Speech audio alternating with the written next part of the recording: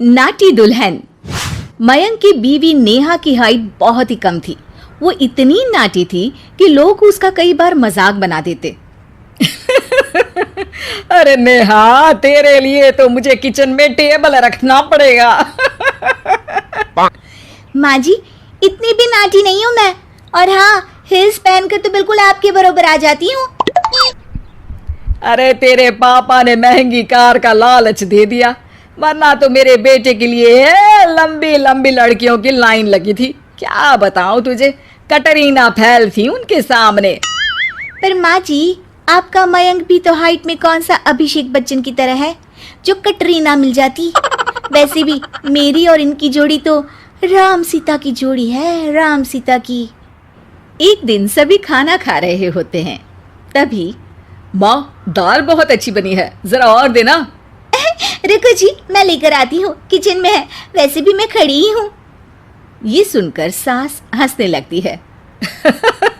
तुम खड़ी हो या बैठी, एक जैसी लगती हो। बस कीजिए जी, अभी हिल्स नहीं पहनी है। वैसे भी हिल्स पहनती हूँ तो आपके बराबर ही लगती हूँ। एक दिन नेहा सब्जी लेने बाहर निकलती है तो पड़ोसन कहती है, अरे देखो देखो कितनी नाटी है। मयंक तो दिखने में अच्छा है, हाइट भी ठीक ठाक है, फिर क्या जरूरत थी ऐसी नाटी बहू लाने की। दहेज बहन, दहेज। अंधे हो गए थे पैसों के पीछे, अब करे जगह साई। दोनों की बात नेहा सुन लेती है और उसे बहुत गुस्सा आ जाता है। आंटी जी, एक बात बताओ, मेरे पापा के पास पैसे हैं, उनको अच्छी लड़की की तलाश थी, ये पसंद आए और शादी हो गई। इसमें मेरा क्या कसूर है जो आप लोग मुझे सुना रही हैं? अरे नहीं नहीं नेहा, हम तो तेरी सास की बात कर रहे थे कि कितनी लालची औरत है। देखिए, वो लालची नहीं है।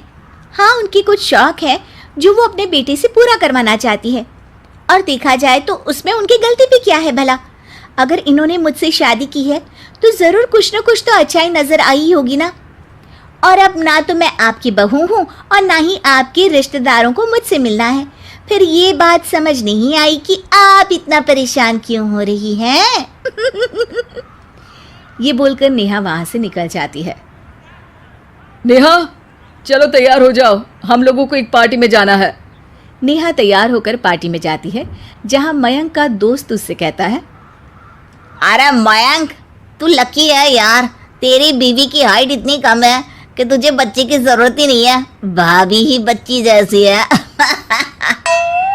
और मयंक, मेरी बीवी इतनी कम हाइट की हो ना तो मैं तो घर से बाहर ही ना निकलूं, कहीं फुदक कर चली गई तो लेने के देने पड़ जाएंगे।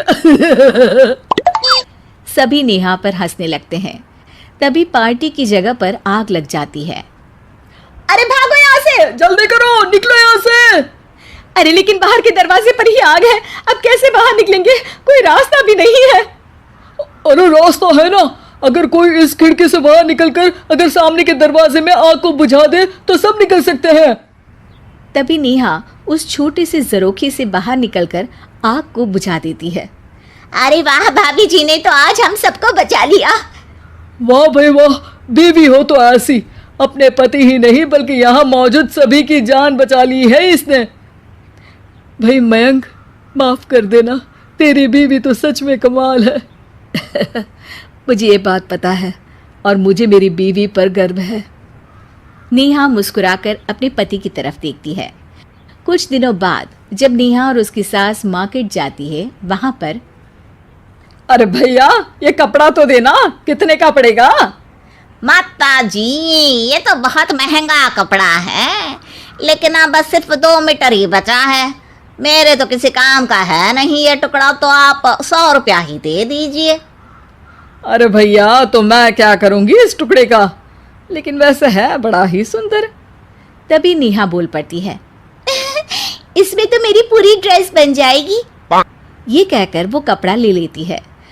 अगले दिन नेहा वो ड्रेस पहनकर सास के सामने आती है। अरे वाह नेहा, ये ड्रेस तो बहुत ही सुंदर लग रही है, बड़ी महंगी होगी ना? अरे कपड़ा तो मैंने ही पसंद किया था, बस पूरा नहीं था तो इसने ले लिया। सिर्फ 200 रुपये की ड्रेस है ये पूरी। देखो माँ जी, नाटी होने का भी कम फायदा नहीं है। जैसे तैसे दिन कट रहे थे। सास और पड़ोसियों के मजाक बनाने का सिलसिला चल ही रहा था कि एक दिन मोहल्ले से जोर जोर से आवाज आती है, हाय रे मैं मर गई, भगवान मैं क्या करूं। अरे क्या हुआ? देखते हैं तो सभी एक हॉल के सामने भीड़ लगाकर खड़े हैं। मेरा बेटा प्रिंस गड्ढे में गिर गया है। पड़ोसन जोर जोर से रोने लगती है कि तभी वहां नेहा आ जाती है। रोइए मत, मैं प्रिंस को लेकर आती हूँ। ये बोलकर नाटी सी पतली सी नेहा गड्ढे में घुसकर बच्चे को बाहर ले आती है। अब क्या था, एक बार फिर नेहा के लिए पूरा मोहल्ला तालियां बजाता है। मुझे माफ कर दो नेहा, मैंने तुम्हारी हाइट का कितना मजाक उड़ाया था। कोई बात नहीं मौसी, प्रिंस ठीक है, ये बात है। अब वो दिन आता है जब सास नेहा की तारीफ करती है। वाह बहू वाह, तेरी तारीफें सुन सुनकर तो मैं खुश हो गई। आज तो तूने ये साबित कर दिया कि समाज में इंसान अपने रंग रूप और लंबाई चौड़ाई से नहीं बल्कि साहस और हौसले से काबिल कहलाता है।